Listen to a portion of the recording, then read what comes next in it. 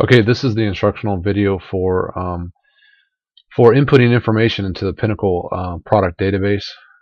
You're gonna to access the form and the links, you're gonna have to make sure that you're logged in. So if you aren't already logged in and you have a login, make sure that you are logged in. Once you do that, you're gonna see a listing on the side menu item called Product Databases right there. And underneath that, when you click on that, you'll see this little link right here that says Product Lookup Input Form. Once you click on that, it will send you to the lookup form, which is right here. It's a standard lookup form, or excuse me, standard input form. The items with red asterisks will indicate it's a required field. These might change as we go along, but right now these are the ones that are set as required. So we're going to go ahead and the first thing I'll choose is the manufacturer. Go ahead and choose your manufacturer. And then your manufacturer item number. This is the item number, obviously, from the manufacturer. Makes sense. The next field is the Pinnacle product code.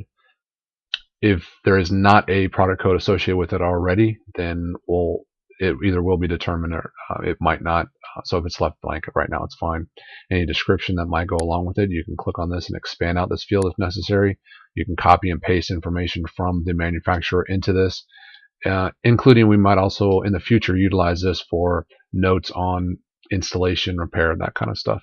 You'll see a box with a count that goes down as you input items into this. This is your allowed characters. It's 64,000 characters that are allowed, so you'll see exactly how many is allowed as you go along. Get back to where I was. So I'll take that out. Same thing for notes.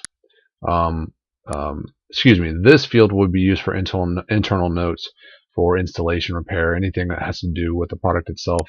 And the description field is information from the manufacturer itself as it pertains to the product. Type, right down here, this is pulling from our existing product types. And you'll see here what we're talking about. Builder packs, cartridges, controllers, on down the line. And then classification. What these are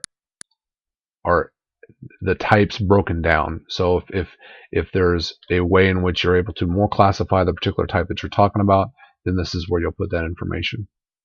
Cost. And then our pricing, we currently have 3-tier pricing.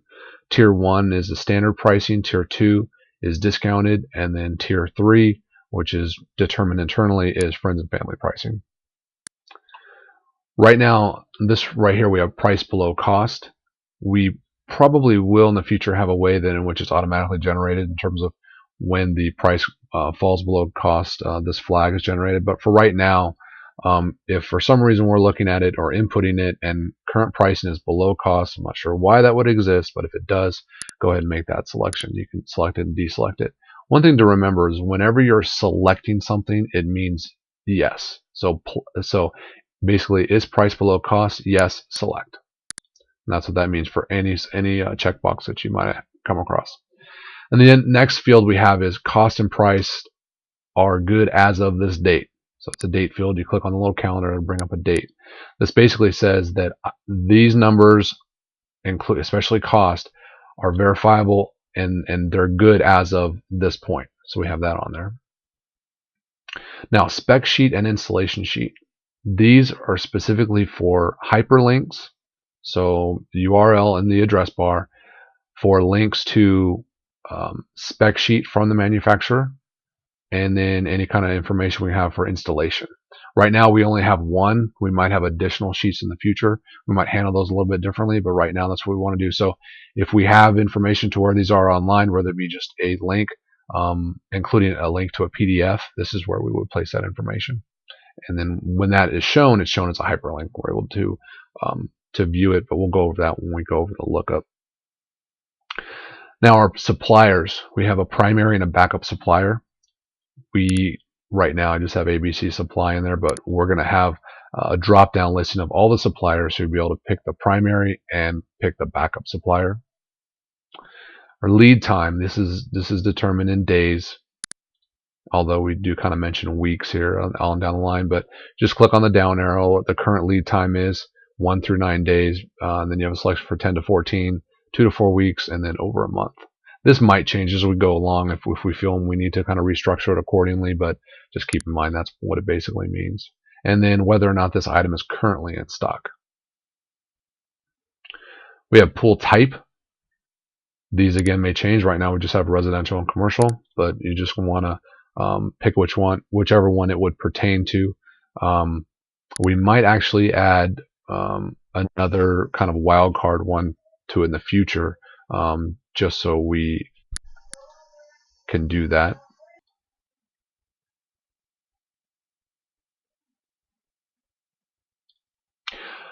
Okay, that was pool type. Now, because we're dealing with all kinds of items, tile, pavers, and all that kind of stuff too, we do have a selection for color.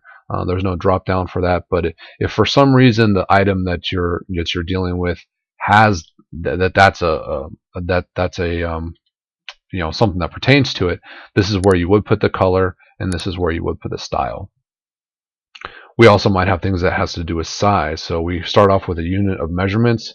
These will likely change, but this is what it is for right now. So you would if it pertains to the item, you would select the particular unit of measurement and then place the amount in this field. Then we have two fields for images and video.